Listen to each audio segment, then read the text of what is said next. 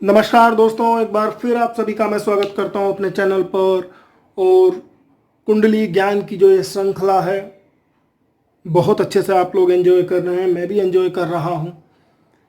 आप लोगों का ये बड़ा चढ़ा विश्वास देख कर मेरा भी मन करता है कि मैं बहुत मेहनत करूं, बहुत अच्छे अच्छे वीडियोज़ आपके लिए लाऊं। और ऐसे बहुत सारे वीडियोज़ लाइन में हैं जो आपकी डेली प्रॉब्लम से रिलेटेड होंगे, आपकी कुछ शंकाएं होंगी जिनके निवारण के लिए होंगे, आपके कॉन्फिडेंस को बढ़ाने के लिए होंगे, आपकी कुंडली से जो बढ़िया से बढ़िया आउटपुट निकाले जा सकते हैं उसके विवेचन के बारे में होंगे।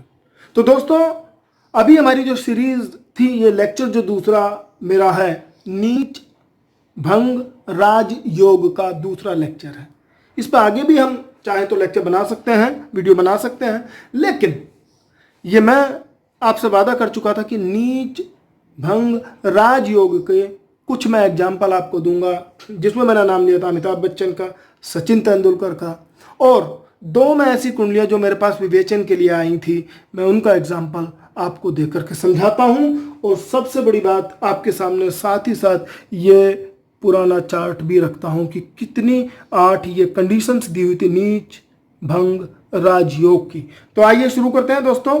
पहली कुंडली को, अगर इस पहली कुंडली को आप देखिएगा, यहां पर दोस्तों देखना इधर, और सब उससे पहले भी मैं ये चार्ट बार बार आपको रटवाता रहता हूं, बोलता रहता हूं, इसको भैया जरूर अपने पास रख लें आप, और मैं ये यहीं रख लेता हूं ताकि आपको थोड़ा सा आसानी रहे इसको समझने में। आप ये देखिए, अभी इस कुंडली में कौन ग्रह नीच के हैं। सबसे पहले नंबर पर शनि देखिए, कहाँ बैठे हुए हैं जी? शनि बैठे हैं यहाँ जो है आपका मेष राशि में। तो शनि नीच के हैं, मैं लिख रहा हूं। दूसरा, उसके बाद में 7वीं यहां राशि में सूर्य नीच के हैं, ध्यान दीजिएगा। उसके बाद हम देखते हैं कि ये नीच, तो अब नीच भंग की डेफिनेशन कैसे बनती है दोस्तों? देखिए, इस घर का स्वामी कौन है जी? मंगल है। तो अगर मंगल की दृष्टि इस पर पड़ जाए तो नीच भंग हो जाएगा। बात समझ रहे हैं? इस घर के स्वामी की। तो अगर आप देखें मंगल की, यहां से 1 2 3 4 5 6 7 8, 8वीं दृष्टि मंगल की पड़ी, तो शनि का नीच भंग कर दिया, पहला। और दूसरा देखिए, इस कुंडली में बहुत जबरदस्त चीजें आपको मिलेंगी। अगर आप यहां से देखें, सूर्य निगेटिव है, ये नीच है, इनकी दृष्टि इस नीच पर पड़ती है और इनकी दृष्टि इस नीच पर पड़ती है। मैंने नीच भंग की एक कंडीशन बताई थी, तो ये तो महायोग बनेगा। तो देखिए, सूर्य और शनि ने आपस में एक दूसरे के नीच को भंग किया। दूसरी बात, सूर्य यहां नीच के हैं, शुक्र यहां अपनी राशि में है, तो शुक्र भी सूर्य का नीच भंग करते हैं, शुक्र भी सूर्य का नीच भंग करते हैं। तो जबरदस्त कुंडली है दोस्तों ये। और मैंने एक बार पहले भी चर्चा की थी, ये कुंडली एक बहुत अच्छी रेप्यूटेड यूनिवर्सिटी के एक बहुत हाईएस्ट पोस्ट पर काम करने वाले इंसान की है। नाम मैं थोड़ा सा नहीं बताऊंगा क्योंकि वो अच्छा नहीं लगता इस तरीके से विवेचन के समय नाम लेना। तो आप अंदाजा लगा सकते हैं, यहाँ पर अगर इनडायरेक्टली बात करें तो 4 नीच भंग बनते हैं, और डायरेक्टली बात करें तो 2 नीच भंग सीधे हैं। शनि का नीच भंग या मंगल भी करता है और सूर्य भी करता है, और सूर्य का नीच भंग या शनि भी करता है और शुक्र भी करता है। तो दोस्तों देखिए कितनी अच्छी कुंडली है। अगली कुंडली, जैसा मैंने आपसे बात की थी, एक फिर देखिएगा यहां पर नेक्स्ट कुंडली, इसमें देखिएगा दोस्तों, शुक्र नीच का है, क्योंकि आप खुद देखिएगा यहां पर शुक्र नीच के हैं कन्या राशि में, चंद्रमा नीच के हैं वृश्चिक राशि के, और बृहस्पति नीच के हैं यहां मकर राशि में। तो 3 नीच के आप देखते हैं किसका नीच भंग होता है। अगर हम देखें, शुक्र बैठे हुए हैं कन्या राशि में, इनके स्वामी बुध हैं, बुध तो यहां बैठे हुए हैं, तो नीच भंग नहीं होगा। चंद्रमा को देखते हैं 8वीं राशि में बैठे हुए हैं, किसके घर में बैठे हुए हैं जी? मंगल के। मंगल को देखिए कहां पर है, यहां पर है, और मंगल की 8वीं दृष्टि यहाँ आकर के पड़ती है। मंगल की दोस्तों 3 दृष्टियां होती हैं, 4, 7 और 8। तो मंगल की 8वीं दृष्टि से, कारक भी है ये, मंगल की 8वीं दृष्टि से चंद्रमा का नीच भंग होता है और यहाँ इस घर के अब ये पूर्ण रूप से अच्छे फल देगा जब इसकी दशा अंतर्दशा आएगी। बृहस्पति देव की बात करते हैं, क्या इनका नीच भंग हो सकता है?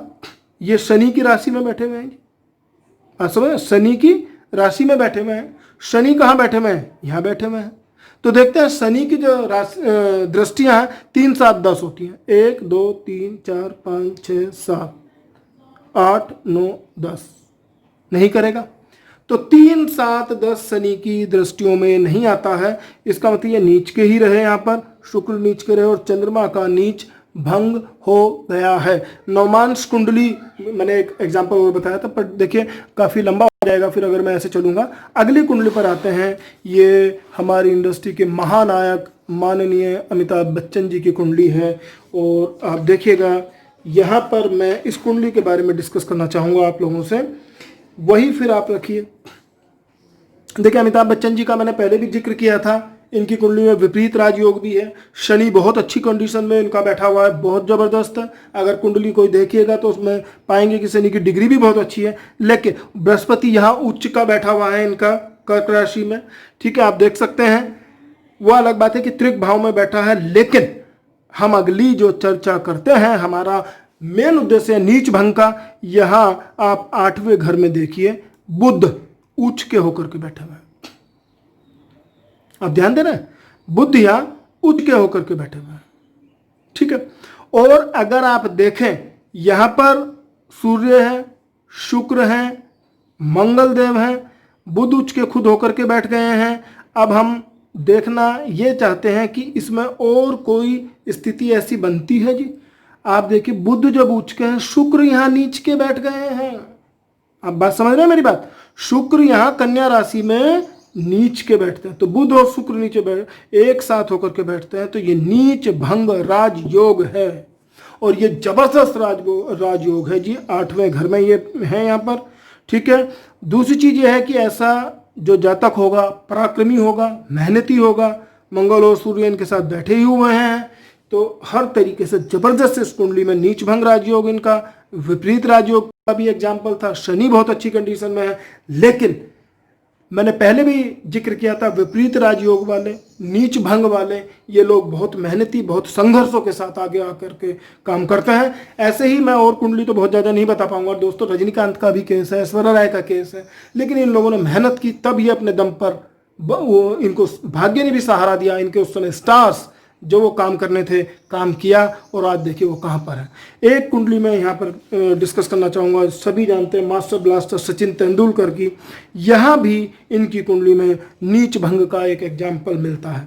देखिए दोस्तों, बृहस्पति देव यहाँ पर नीच के बैठे हुए हैं, बृहस्पति देव मकर राशि में नीच के हैं और मंगल यहाँ उच्च का होकर के बैठा हुआ है। आप देख रहे हैं मंगल यहाँ उच्च का होकर के बैठा हुआ है, तो ये नीच भंग करता है, ठीक है जी। बृहस्पति का नीच भंग कर दिया। बृहस्पति की खुद 5, 7, 9 दृष्टियां होती हैं। बृहस्पति के जो ग्रह 3 और 9 होते हैं, इनसे रिलेटेड जो भी एडवांटेज मिल सकते हैं उस ग्रह चाल में वो मिलेंगे।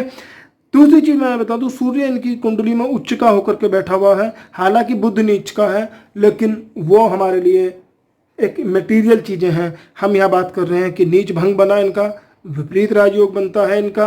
दूसरा फिर ये सूर्य जो है उच्च का होकर के बैठता है, तो ये सचिन तेंदुलकर की कुंडली है, नीच भंग राजयोग इनकी कुंडली में भी है। और आप सभी जानते हैं कितनी इन्होंने मेहनत की, मेहनत के दम पर एक छोटा सा आदमी कहाँ से कहाँ तक पहुँचा।